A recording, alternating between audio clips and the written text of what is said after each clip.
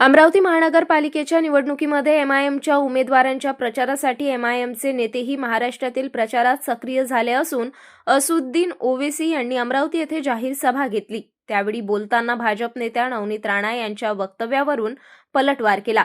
एक मौलाना म्हणाला, मला 4 बायका आणि 19 मुलं आहेत। मी प्रत्येक हिंदू व्यक्तीला आव्हान करते की ते 19 मुलं जन्माला घालत असतील तर आपण किमान 4 मुलं जन्माला घातली पाहिजेत, असे भाजप नेत्या नवनीत राणा यांनी म्हटलं होतं। आता अमरावतीत निवडणूक प्रचार सभेदरम्यान असुद्दीन ओवेसी यांनी नवनीत राणांवर पलटवार केला आहे। तुम्ही 4 नाही 8 मुलं करा, आम्हाला काय करायचंय, असे म्हणत नवनीत राणा यांनी हिंदूंना मुले जन्माला घालण्यासंदर्भात केलेल्या वक्तव्यावरून ओवेसी यांनी टीका केली। अमरावती आणि औरंगाबादमध्ये काहीच होणार नाही। बडनेरामध्ये आपल्या सगळ्या जागा निवडून आल्या पाहिजे। जे काकांचे नाही झाले ते आपले काय होणार? आणि काही जण म्हणतात अजितदादा आमचं काम करणार, आता घडीची वेळ गेली आणि पतंगीची वेळ आली आहे, असे म्हणत ओवेसींनी अजित पवार यांच्यावर टीका केली। ही वेळ जागा होण्याची आहे, आपल्या मताचा योग्य वापर करा, तुम्ही आपल्या ताकदीने या ठिकाणी सत्ता आणा। मला नेहमी म्हणतात ही भाजपची बी टीम आहे, पण मी तर अल्लाचा पुतळा आहे, असे ओवेसी यांनी म्हटले। मोहन भागवत म्हणतात मुलं जन्माला घाला, तुम्हाला मी सांगतो करा 19 मुलं, असेही ओवेसी यांनी म्हटले। पैदा करो 19 पैदा करे तुम 4 नहीं तुम भी 20 पैदा करना।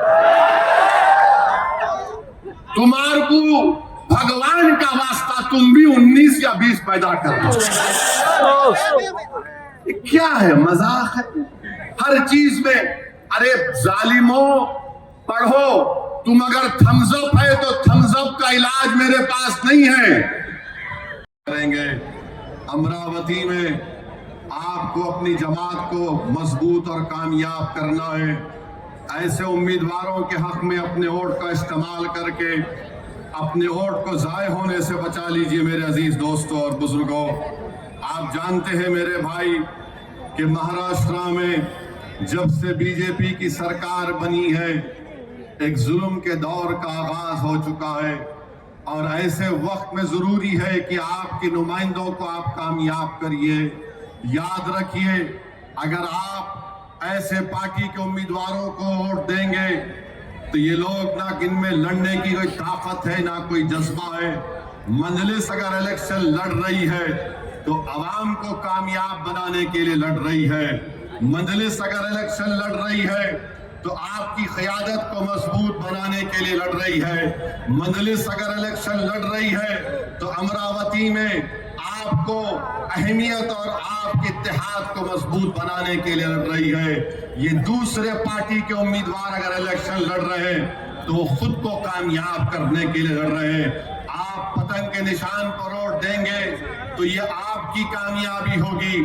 अगर आप किसी और को वोट देंगे तो फिर ये उनके इनफरादियत की कामयाबी होगी, और वो सिर्फ अपनी जात के लिए लड़ रहे हैं। मजलिस हर आवाम की और हर अमरावती के रहने वाले के लिए, उनके अच्छे मुस्तकबिल के लिए मजलिस आपके वोट के लिए लड़ रही है। तो मेरे अजीज दोस्तों और बुजुर्गों, पार्लियामेंट में आपने देख लिया कि वंदे मातरम के ताल्लुक से मजलिस इत्तेहादुल मुस्लिमीन के तरफ से हमने एक दलील और तमाम आइन का हवाला देकर इन तमाम को एक्सपोज कर दिया। और कौन था जो पार्लियामेंट में खड़े होकर कहा कि हम वतन की एक एक चप्पे से हमको मोहब्बत है, मगर हम जमीन और आसमान के खालिक की इबादत करते हैं। हम अपने माँ की पेट में 9 महीने रहकर पैदा अल्लाह हमको करता है। हम अपनी माँ को दुनिया की हर चीज से ज्यादा चाहते हैं, मगर हम अपनी माँ की पूजा नहीं करते। अगर हम किसी की इबादत करते हैं तो अल्लाह की करते हैं। कौन था पार्लियामेंट में जिसने खड़े होकर कहा था कि इय्याका नअबुदु और इय्याका नस्तईन? याद रखो मेरे अजीज दोस्तों और बुजुर्गों, भारत की पार्लियामेंट में सब नेता थे। अगर किसी ने ऐसे वक्त में और बता दिया दुनिया को के सामने कि हम तौहीद के ऊपर कॉम्प्रोमाइज करने वाले नहीं हैं, हम शिर्क के करीब, तो शिर्क करना तो दूर की बात, हम शिर्क के करीब भी नहीं जा सकते।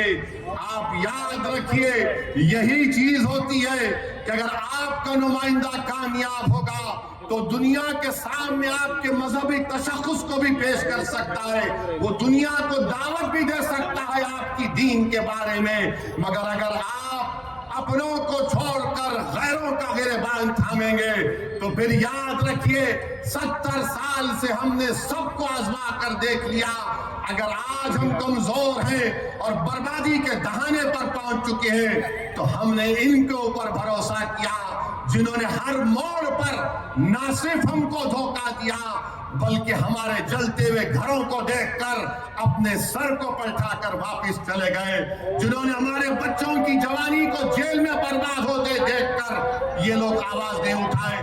ہم ایک نماز کے لیے رک چکے، اذان کے رک چکے ہیں، مجھے جانا وہ ہو چکا ہے، میں اپنی تقریر کو مکمل کر لیتا ہوں۔